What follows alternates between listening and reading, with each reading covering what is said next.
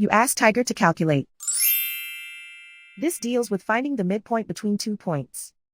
The midpoint between the 2 points is negative 24.5, negative 60.5. Let's solve it step by step. Plot the 2 points and calculate the midpoint using the formula.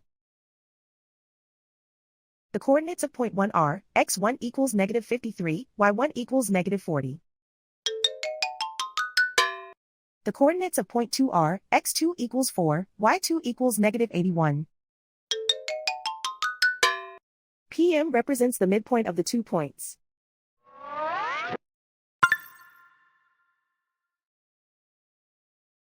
Use the x values in the midpoint formula to find the midpoints x. x1 equals negative 53.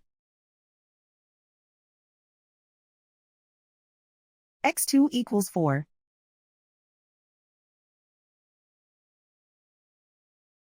Simplify the arithmetic.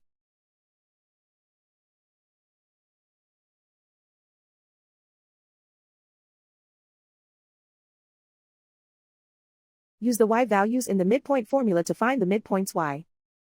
y1 equals negative 40. y2 equals negative 81. Simplify the arithmetic.